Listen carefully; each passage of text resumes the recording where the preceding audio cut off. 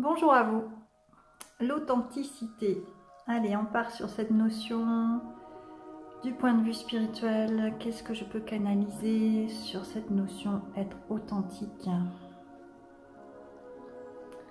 Alors, je laisse venir pour un être authentique. Qu'est-ce que ça signifie?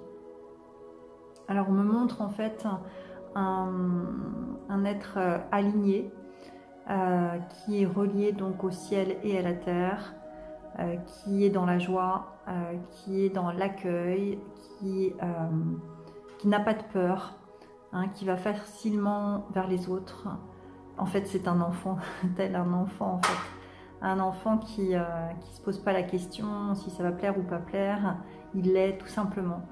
Donc, et c'est vrai que tout le parcours de la vie, ça va être justement de retrouver son enfant intérieur et de se réaliser, de faire ce qui nous fait vibrer.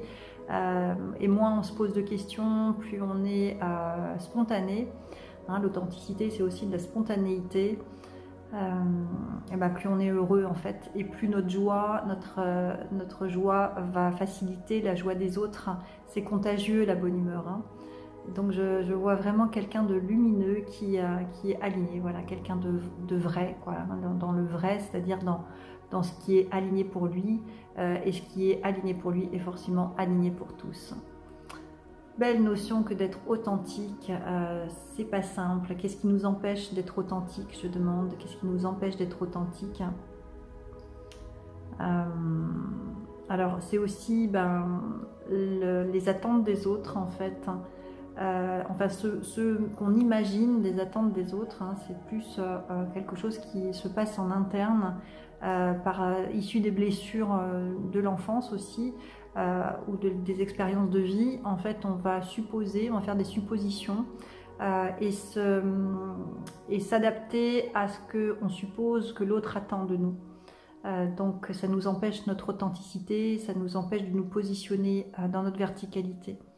Et c'est ce qui fait en fait une société finalement basée sur beaucoup de non-dits, des mensonges, des choses qui sont cachées, ou des critiques ou des jugements. Voilà, ça entraîne tout un tas de comportements nocifs pour tous.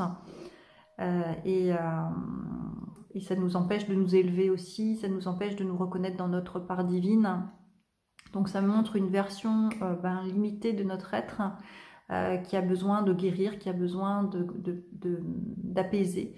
Donc ça demande également beaucoup de bienveillance envers soi, de se rendre compte de ce fonctionnement ou de ces comportements qui nous desservent, pour justement nous réapprendre en fait à marcher, pour nous réapprendre en fait à aller dans le bon sens, à aller dans le sens de l'authenticité. En fait, on me montre un enfant qui apprend à marcher, mais on est continuellement tout au long de notre vie à apprendre à marcher en fait, à marcher dans le bon sens, à marcher de manière alignée. Et oui. Et quand on vieillit également, on a cette sagesse-là d'avoir appris à marcher, et on n'a plus besoin d'apprendre à marcher. C'est beau. C'est beau. Merci. Voilà, donc pas pester après le fait qu'on n'arrive plus à marcher, c'est parce que justement on n'a plus besoin d'apprendre à marcher. On a appris tout ce qu'on devait apprendre, ou en tous les cas on peut maintenant contempler le travail qu'on a fait dans notre authenticité, justement dans notre vérité, ce qu'on a pu offrir à l'humanité du temps de notre présence sur la Terre. Ah, c'est beau. Merci, merci bien à vous.